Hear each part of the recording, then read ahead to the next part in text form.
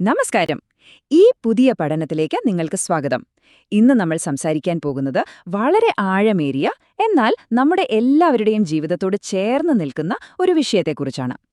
നിങ്ങളിൽ ഒളിഞ്ഞിരിക്കുന്ന ആത്മാവിന്റെ ശക്തി ഉണർത്തുക എന്നതാണ് നമ്മുടെ വിഷയം. ഇത് കേവലം ഒരു തിയറി മാത്രമല്ല കേട്ടോ, മറിച്ച് പ്രതിസന്ധികളെ നേരിടാൻ ദൈവം നമുക്ക് നൽകുന്ന ബലത്തെക്കുറിച്ചും പ്രാർത്ഥനയിലൂടെ നമ്മുടെ ഉള്ളിലെ ആത്മീയ ശക്തിയെ എങ്ങനെ ഉണർത്തിയെടുക്കാം എന്നതിനെക്കുറിച്ചുമുള്ള വളരെ വ്യക്തമായ ഒരു അന്വേഷണമാണിത്. അപ്പോൾ നമുക്ക് നേരെ വിഷയത്തിലേക്ക് കടക്കാമല്ലേ? നിങ്ങളൊന്ന് ചിന്തിച്ചു നോക്കൂ.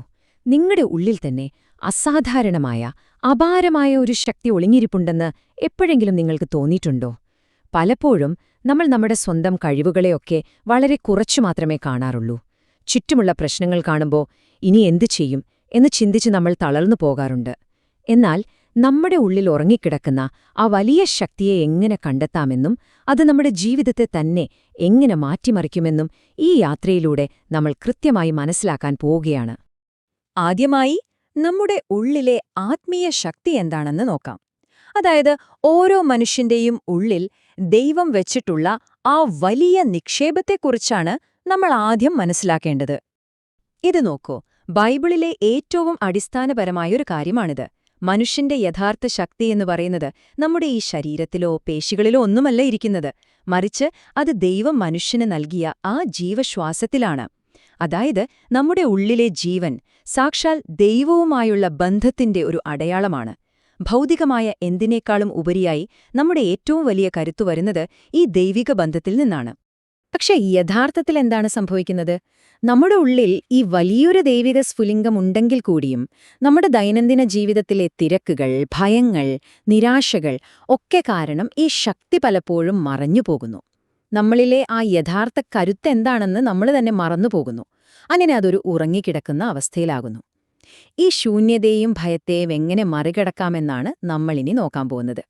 ഈ മറഞ്ഞുകിടക്കുന്ന ശക്തിയെ ഉണർത്താനുള്ള ഏറ്റവും പ്രധാനപ്പെട്ട വഴിയിലേക്കാണ് നമ്മളിനി വരുന്നത്.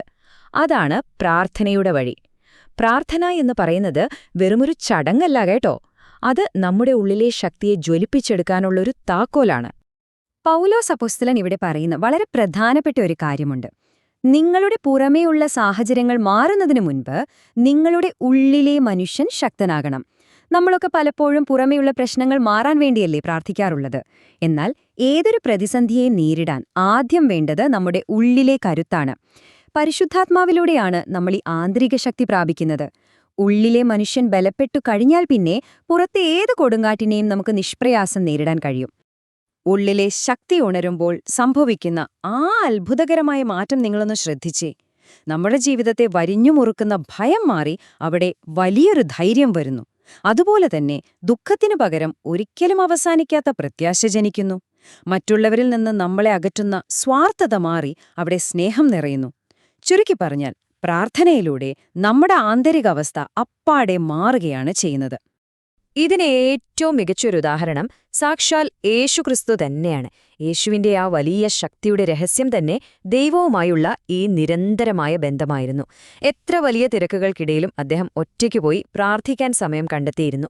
നമ്മളും ഇതുപോലെ നമ്മുടെ നിത്യജീവിതത്തിലെ തിരക്കുകളിൽ നിന്നൊക്കെ ഒന്ന് മാറി ഏകാന്തതയിൽ പ്രാർത്ഥിക്കാൻ സമയം കണ്ടെത്തുമ്പോൾ നമ്മൾ ദൈവത്തിന്റെ ഇഷ്ടത്തോടും ശക്തിയോടും നേരിട്ട് കണക്ട് ചെയ്യപ്പെടുകയാണ് ചെയ്യുന്നത്. ഇനി നമുക്ക് അടുത്ത ഭാഗത്തേക്ക് വരാം. മറ്റുള്ളവർക്കായി ഉപയോഗിക്കുന്ന ശക്തി. നമ്മൾ ഇത്രയും നേരം വളരെ വലിയൊരു ശക്തിയെക്കുറിച്ചാണല്ലോ സംസാരിച്ചത്. എന്നാൽ ഈ ശക്തി നമുക്കുവേണ്ടി മാത്രം ഉപയോഗിക്കാനുള്ളതാണോ? ഒരിക്കലുമല്ല. അത് നമ്മിൽ നിറഞ്ഞ് പുറത്തേക്ക് ഒഴുകാനുള്ളതാണ്. ഇവിടെ ഉപയോഗിച്ചിരിക്കുന്ന മുന്തിരിവള്ളിയുടെയും കൊമ്പുകളുടെയും ഉപമ വളരെ മനോഹരമാണ്. നിങ്ങളൊന്ന് ആലോചിച്ചു നോക്കൂ. ഒരു കൊമ്പിന് സ്വയം ഫലം പുറപ്പെടുവിക്കാൻ കഴിയില്ലല്ലോ, അതെപ്പോഴും വള്ളിയോട് ചേർന്നിരിക്കണം. അതുപോലെ തന്നെയാണ് നമ്മളും. ആ ശക്തിയുടെ ഉറവിടമായ ദൈവത്തോട് നമ്മൾ എപ്പോഴും ചേർന്നിരുന്നാൽ മാത്രമേ നമ്മുടെ ജീവിതത്തിൽ നല്ല ഫലങ്ങളുണ്ടാവൂ. നമ്മൾ സ്വയം പര്യാപ്തരാണെന്ന ചിന്തയൊക്കെ മാറ്റിവെച്ച് ആ ദിവ്യസ്രോതസ്സിലെ ആശ്രയിക്കുമ്പോഴാണ് ശരിക്കും മാറ്റങ്ങൾ തുടങ്ങുന്നത്. ഇതൊരു ലളിതമായ പ്രക്രിയയായിട്ട് നമുക്ക് മനസ്സിലാക്കാം. ആദ്യം നമ്മൾ ദൈവത്തോട് ചേരുന്നു. അപ്പോഴെന്ത് സംഭവിക്കും? നമുക്ക് അത്ഭുതകരമായ ശക്തി ലഭിക്കുന്നു. ആ ശക്തി ലഭിച്ചു കഴിയുമ്പോൾ സ്വാഭാവികമായും നമ്മളിൽ നിന്ന് നല്ല പ്രവൃത്തികളുണ്ടാകുന്നു. അവസാനമായി ഈ നല്ല പ്രവൃത്തികൾ മറ്റുള്ളവരുടെ ജീവിതത്തിൽ വലിയൊരു അനുഗ്രഹമായി മാറുന്നു. ഇതാണ് ഈ ആത്മീയ യാത്രയുടെ പൂർണ്ണമായ രൂപം. അപ്പോൾ ഇവിടെ മനസ്സിലാക്കേണ്ട ഏറ്റവും പ്രധാനപ്പെട്ട കാര്യം ഇതാണ്: നമ്മളിൽ ഉണർന്ന ഈ ശക്തിയും വെളിച്ചവും എവിടെയെങ്കിലും ഒളിപ്പിച്ചു വെക്കാനുള്ളതല്ല, അത് പുറത്തേക്ക് പ്രകാശിക്കേണ്ടതാണ്. നമ്മുടെ പ്രവൃത്തികളിലൂടെ ഈ പ്രകാശം മറ്റുള്ളവരിലേക്ക് എത്തുമ്പോഴാണ് ഈ യാത്ര പൂർണ്ണമാകുന്നത്. നമ്മൾ ചെയ്യുന്ന നന്മകളിലൂടെയാണ് ലോകം ആ വലിയ ശക്തിയെ, ദൈവത്തെ തന്നെ തിരിച്ചറിയുന്നത് എന്നാണ് ഈ വചനം നമ്മെ ഓർമ്മിപ്പിക്കുന്നത്. അപ്പോൾ ദൈനംദിന ജീവിതത്തിൽ നമ്മളിതെങ്ങനെ പ്രാവർത്തികമാക്കും? നമ്മുടെ ഈ ശക്തി എന്തിനാണ് നമ്മൾ ഉപയോഗിക്കേണ്ടത്? ജീവിതത്തിൽ തളർന്നുപോയവരെ ഒന്ന് കൈപിടിച്ചുയർത്താൻ, സങ്കടങ്ങൾ അനുഭവിക്കുന്നവരെ ആശ്വസിപ്പിക്കാൻ, വഴിയറിയാതെ നിൽക്കുന്നവർക്ക് ശരിയായൊരു മാർഗനിർദ്ദേശം നൽകാൻ, പിന്നെ ലോകത്തിനു മുഴുവൻ സ്നേഹവും പ്രത്യാശയും പകർന്നു നൽകാൻ.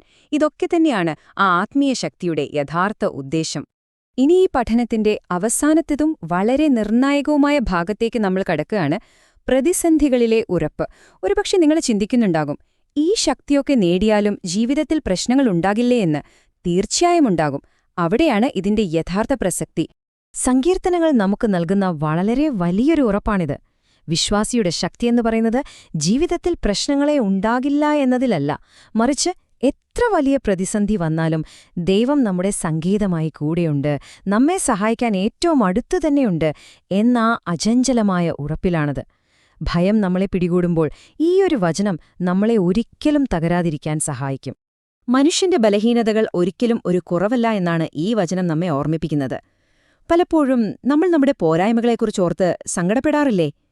എന്നാൽ കേട്ടോളൂ, നമ്മുടെ ഏറ്റവും വലിയ ബലഹീനതകളിലാണ് ദൈവത്തിന്റെ അപാരമായ ശക്തി പൂർണ്ണമായും വെളിപ്പെടുന്നത്.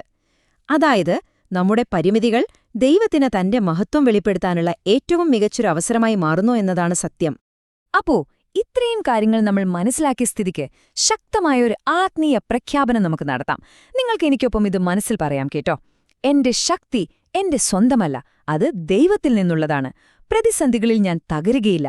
എന്റെ ജീവിതം എനിക്ക് വേണ്ടി മാത്രമല്ല, അത് അനേകർക്ക് അനുഗ്രഹമായി മാറാനുള്ളതാണ്. ഈയൊരു ചിന്ത നിങ്ങളുടെ ഹൃദയത്തിൽ എപ്പോഴും കാത്തുസൂക്ഷിക്കുക.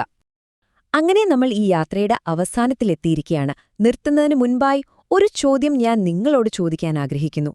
പ്രാർത്ഥനയിലൂടെ നിങ്ങളുടെ ഉള്ളിലെ ആ വലിയ ശക്തിയെ ഉണർത്താമെന്നും എന്ത് പ്രതിസന്ധി വന്നാലും തളരാതിരിക്കാനുള്ള കരുത്ത് ലഭിക്കുമെന്നും ഇപ്പോൾ നിങ്ങൾക്ക് മനസ്സിലായല്ലോ.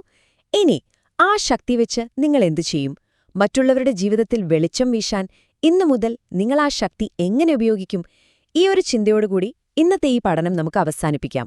നിങ്ങളോടൊപ്പം ഈ കാര്യങ്ങൾ പങ്കുവയ്ക്കാൻ കഴിഞ്ഞതിൽ എനിക്ക് വലിയ സന്തോഷമുണ്ട്. നിങ്ങളുടെ ഈ ആത്മീയ യാത്രയ്ക്ക് എല്ലാവിധ ആശംസകളും നേരുന്നു.